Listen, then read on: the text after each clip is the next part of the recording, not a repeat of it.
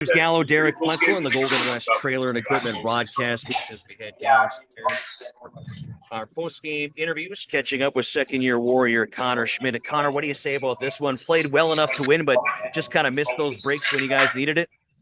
Yeah, I mean, it was obviously nice to come out there and score that Teddy Bear goal, but we just didn't win enough battles, and obviously didn't have enough shots to win the game. Enough shots in the third period. Do you like the late press from your team? Yeah, we did come out hard there in the third, which was nice, but we gotta come out harder when the puck drops in the first period for sure. So was it a matter of you guys making adjustments? Was Swift Current doing anything special to keep you guys off the shot clock in the first two periods? Yeah, they kept us outside for sure. I know we didn't really push the pace to get inside and make any plays, so it costed us for sure. I thought you were one of the more noticeable players right from the opening puck drop. You looked like you were ready to go skating, had your skating legs here today. Are you just feeling more and more confident with every game? Yeah, for sure. It's obviously way more easy to play in the WHL now. So it's just obviously about producing now and helping this team win. Never easy to play in the Western Hockey League, Connor. It's never easy to play in the Western Hockey League. It's getting easier. How about playing with Keaton Dowhediak? How have you guys gelled in this short amount of time that you've been playing together? Yeah, it's been good. He's an older guy. He's been in the league for a while, so it's nice to play with him, and he helps me out a lot. So it's been good. Do you have free reign to join the rush? The coaches ever say anything to you, hold up or get going? It looks like you're jumping into the play more and more often. Yeah, I've been playing more confident. So yeah, I just try to jump up here and there, and obviously just can't get the puck back coming the other way though. How much does confidence mean to a 17-year-old defenseman to keep building that? Yeah, it's huge. You got to play with confidence to produce in this league. So yeah, I've been working on it. As this team transitioned, how important is confidence for the rest of the group? Yeah, I mean, there's a lot of guys playing with confidence right now. It's just about putting it together and putting a full 60 minutes to win a game. Connor Schmidt outside the Warriors locker room. Connor, we appreciate the time. Good luck as you guys get ready for Tuesday night against the Prince Albert Raiders. Thanks, James.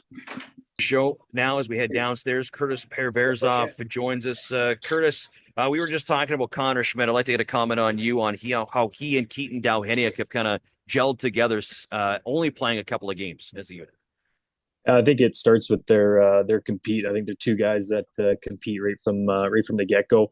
I think that's where they can rely on each other. I think they know that they're going to be sprinting races and battles, and they're going to be keep competing in front of the net. So I think we saw that tonight. We've seen that in the last few games, and we'll need to continue to see that moving forward. Connor told us he felt it was the lack of ability to push the pace to start this hockey game that ended up to burn the Warriors. You agree with that? Yeah, I think that's a great assessment. I thought we got better as the game went on.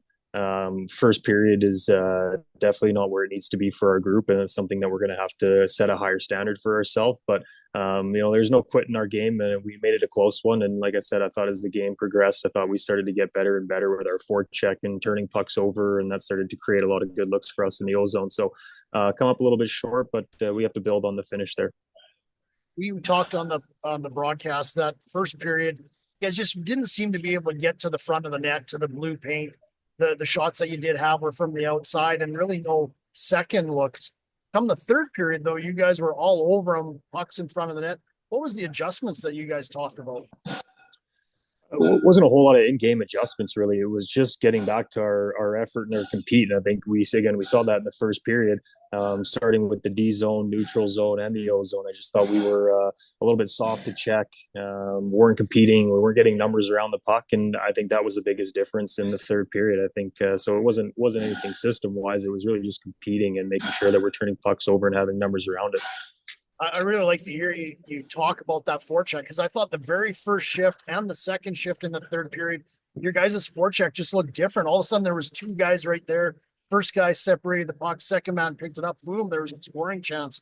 I was just wondering, once again, if there was adjustments, but you said there wasn't really any adjustments. It was just compete. It's weird how that happens, hey? It's a simple fix, and it's just a decision that we have to make. And we made that decision in the third period, and we were getting rewarded for it. So, that's really what it comes down to for us. Just one more comment on Connor Schmidt. I asked him if you guys put the reins on him, or does he have green light to go anytime, because he really seems to be jumping up in the play more. Yeah, I think that's something that he can bring to our group. He's obviously a good skater. He's skilled with the puck. He's someone that can make plays, and so I think for a guy like Connor, it's about kind of picking and choosing his times to jump in and be effective on the rush. And so he's definitely a player that has the abilities to do that.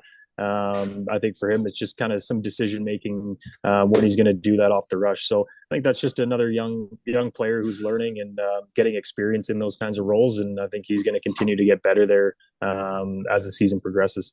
Curtis, you go on this is the rest of you have the rest of the weekend off, and now you're going to go into the final 6-7 games before the Christmas break. Is this where focus needs to come into play for the Warriors? Because every point, every opportunity to gather points is so crucial right before the break.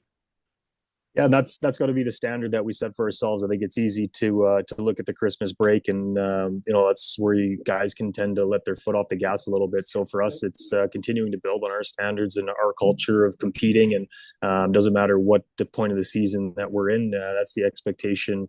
Whether it's game 27 or it's game 68, that same standard has to be met. So we expect no different. We'll have a good practice tomorrow. Enjoy a little bit of rest here before Tuesday, but just because the Christmas break's coming up, it doesn't really change our focus or the way that we need to play. Another day, it's also good too. I mean, the team is changing, right? The dynamic is changing, going off on the ice and off the ice. Those practice days really important right now for this club, right? Yeah, absolutely. I think it's a chance for them to compete against each other, get to know each other a little bit more. You build bonds through tough and difficult practices, and you get to have a little bit of fun outside of it too. So there's been some new bodies coming in and out of the lineup, and it's how fast can we get these guys involved and engaged and come together and again live up to our standard about what we're trying to preach, and again just playing the right way and executing where we can. So. It's a different looking team, and that's okay, but the standard still needs to be the standard. Magri Coaches Show with assistant coach Curtis Pereverzoff. Appreciate the time. Good luck as you guys get ready for Tuesday night in Prince Albert. Awesome. Thanks, guys.